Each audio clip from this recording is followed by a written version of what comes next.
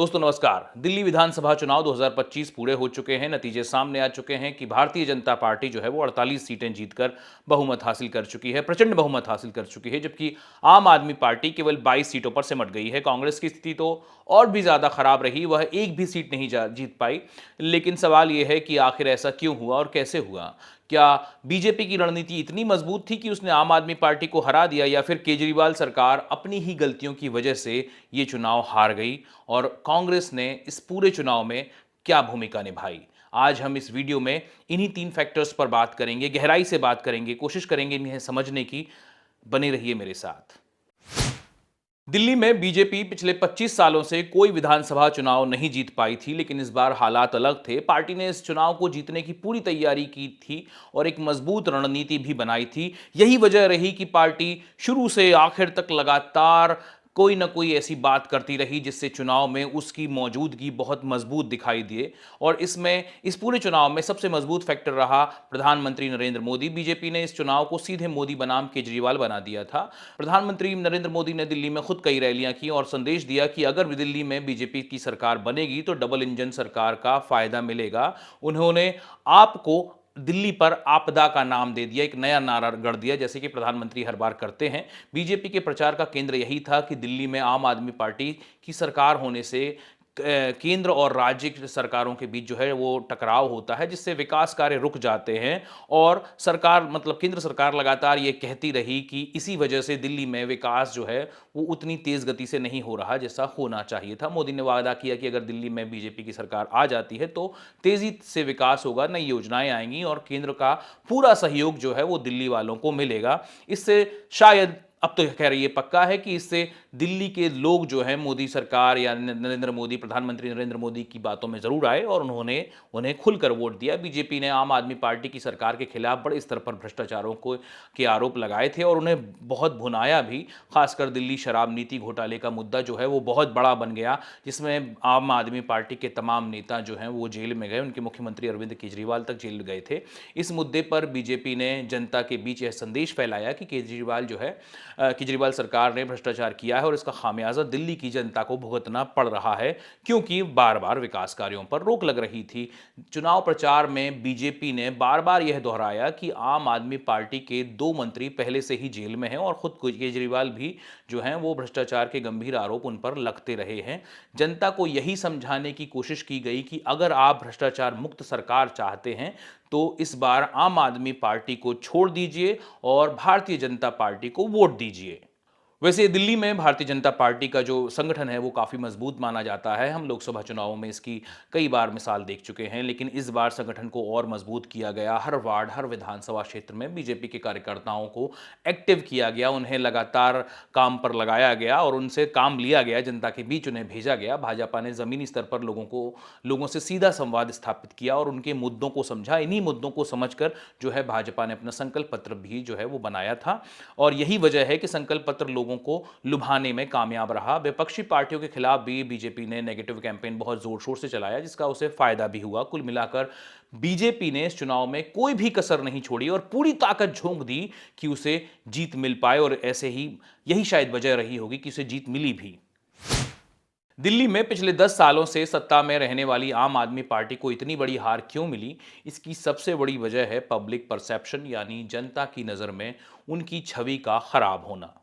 आम आदमी पार्टी की छवि खराब करने में सबसे बड़ा कारण जो रहा वो रहा दिल्ली का शराब घोटाला। दिल्ली शराब नीति घोटाले में जब आम आदमी पार्टी के 2 मंत्री जेल गए तो इससे आम आदमी पार्टी की ईमानदार सरकार की छवि को गहरी चोट पहुंची। विपक्ष ने इसे खूब मुद्दा बनाया और जनता के बीच यह धारणा बनाने में कोई कसर नहीं छोड़ी कि केजरीवाल सरकार भी वैसे ही भ्रष्टाचार में लिप्त है जैसे दूसरी सरकारों पर, दूसरी किसी भी पार्टी की सरकार पर आरोप लगते रहते हैं। इससे केजरीवाल ने जो नैरेटिव बनाया हुआ था, अपना अब तक की जो छवि बनाई हुई थी, वो उसको एकदम से बड़ा झटका लगा और ये उनके खिलाफ गया। इस केस में खुद अरविंद केजरीवाल के नाम आने के कारण हालात जो हैं वो और भी ज़्यादा बिगड़ गए और जनता की नाराज़गी उनके खिलाफ दिखाई देने लगी।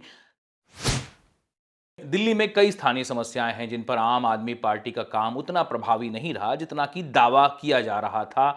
चाहे वो सड़कें हों, खराब सड़कें, जल भराव हो, ट्रैफिक हो, प्रदूषण हो, यमुना नदी की सफाई जैसे मुद्दे हों, दिल्ली के कई लोग मतलब दिल्ली की ज़्यादातर जनता जो है वो इन मुद्दों से रिलेट कर पा रही थी और आम आदमी पार्टी कोई भी ठोस जवाब इन मुद्दों के इन मतलब इन परेशानियों का जनता को नहीं दे पा रही थी। सरकारी स्कूलों की हालत पहले जितनी अच्छी अब नहीं मानी जा रही है। पहले सरकारी स्कूलों की हालत पर आम आदमी पार्टी ने जनता के बीच खूब वाहवाही बटोरी, लेकिन इस बार शायद वो छवि नहीं बन पाई सरकारी स्कूलों के कारण। सरकारी अस्पतालों में भी कई कमियां नजर आईं जो जो आम आदमी पार्टी की छवि को नुकसान पहुंचाने के लिए काफ़ी थीं। जब आम जनता को यह महसूस होने लगा कि आम आदमी पार्टी उनकी उम्मीदों पर खरी नहीं उतर रही है, तो उन्होंने इस बार भाजपा को मौका देने का फैसला शायद पहले ही कर लिया था।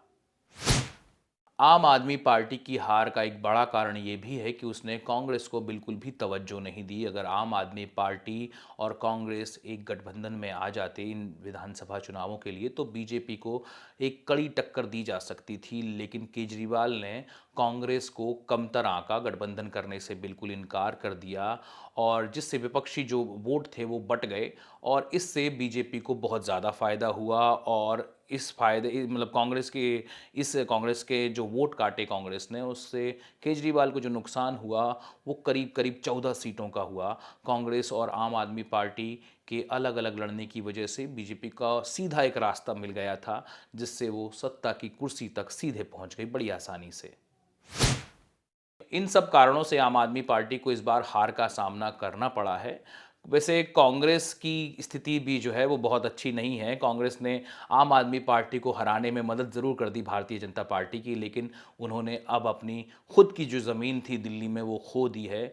लगातार 15 सालों तक कांग्रेस ने दिल्ली को जीता है शीला दीक्षित के नेतृत्व में, लेकिन अब कांग्रेस जो है दिल्ली अपनी पूरी तरह खो चुकी है। दिल्ली में कांग्रेस के पास एक भी विधायक नहीं है, पहले की तरह ही हाल है। दिल्ली में कभी सबसे मजबूत रही कांग्रेस पार्टी आज दिल्ली से पूरी तरह साफ हो चुकी है। कांग्रेस के पास ना तो कोई मजबूत संगठन था और ना ही कोई ठोस रणनीति। कांग्रेस ने बस अपने उम्मीदवार खड़े किए लेकिन उन्हें जिताने के लिए कुछ खास नहीं किया।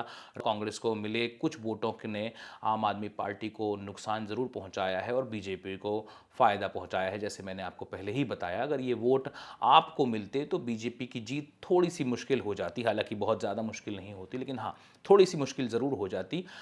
एक ये बात ज़रूर हो सकती थी कि लोगों में एक नई किस्म की लोगों में एक नया विचार आ जाता। जो लोग बीजेपी के खिलाफ थे शायद उनमें एक नया विचार आ जाता कि अब गठबंधन की सरकार वो चाहते होते। अगर मान लीजिए ऐसा हो सकता था तो कांग्रेस और आम आदमी पार्टी अच्छा काम कर सकते थे। यानी कांग्रेस ने खुद को बचाने की कोई कोशिश नहीं की है। कुल मिलाकर ये बात सही है और चुनाव सिर्फ बीजेपी और आम आदमी के पार्टी के बीच ही रह गया था। अब सबसे बड़ी बात है कि आगे क्या होगा। अब दिल्ली की जनता बीजेपी से उम्मीद लगाए बैठी है कि वो अपने वादे पूरे करेगी। वादे जो बीजेपी ने काफ़ी बड़े संख्या में दिल्ली की जनता से कर दिए थे, चाहे वो 500 रुपये का सिलेंडर हो, चाहे वो पेंशन बढ़ाने वाली बात हो, चाहे वो गर्भवती महिलाओं को मदद देने वाली बात हो। इस तरह से कई वादे बीजेपी ने किए थे। अगर बीजेपी ने दिल्ली में अच्छे काम किए तो 2029 का में उसकी जो पकड़ होगी दिल्ली में वो और भी मजबूत हो जाएगी। अब आम आदमी पार्टी के लिए दिल्ली में भविष्य बड़ा अनिश्चित दिखाई दे रहा है। आम आदमी पार्टी को अब खुद को फिर से खड़ा करना होगा। ऐसा माना जा रहा है कि आम आदमी पार्टी में कुछ टूट हो सकती है। हालांकि ये माना ही जा रहा है, आगे देखा जाएगा कि इसमें क्या कुछ सही निकलता है। पार्टी को अपनी छवि सुधारनी होगी। सबसे बड़ी बात तो यही है उसके आगे कि पार्टी को अपनी छवि सुधारनी होगी और जनता का भरोसा दोबारा जीतना होगा। कांग्रेस के लिए ये आखिरी मौका है। अगर कांग्रेस अब भी नहीं जागी तो दिल्ली में उसकी राजनीति पूरी तरह खत्म हो जाएगी। पार्टी को अपने संगठन को मजबूत करना होगा और नए लीडर्स को आजमाना होगा, आगे लाना होगा उन्हें, क्योंकि अब तक कांग्रेस में सबसे बड़ा जो संकट माना जाता है वो है पार्टी के पुराने बने बनाए जमे जमाए लीडर जो नई पीढ़ी के लीडर्स को आगे नहीं आने देते हैं। उनके खिलाफ काफ़ी शिकायतें होती रही हैं, लेकिन कांग्रेस इन मुद्दों पर बहुत ज़्यादा गंभीर दिखाई कभी देती नहीं है। इन शिकायतों पर बहुत ज़्यादा गंभीर दिखाई नहीं देती। कांग्रेस का नेतृत्व भी इसी तरह से काम करता है। ऐसे में निचले स्तर के जो नेता हैं वो जल्दी ही कांग्रेस से निराश हो जाते हैं। तो दोस्तों, आपको क्या लगता है, बीजेपी की जीत सही रणनीति की वजह से हुई या आम आदमी पार्टी की गलतियों की वजह से? और इस पूरे चुनाव में कांग्रेस की भूमिका क्या रही? आप ये भी बताइए कि क्या केजरीवाल दोबारा दिल्ली की राजनीति में वापसी कर पाएँगे? अगर आपको ऐसा लगता है, तो कमेंट बॉक्स में ज़रूर बताइएगा। क्या उनकी राजनीति का अंत है? अगर आपको ऐसा लगता है, तो भी कमेंट बॉक्स में ज़रूर बताइएगा। मेरा ये विश्लेषण अगर आपको अच्छा लगा हो, तो अपना प्लीज़ इसे लाइक और शेयर कीजिएगा और मेरे चैनल को सब्सक्राइब कीजिएगा। बहुत शुक्रिया आपका।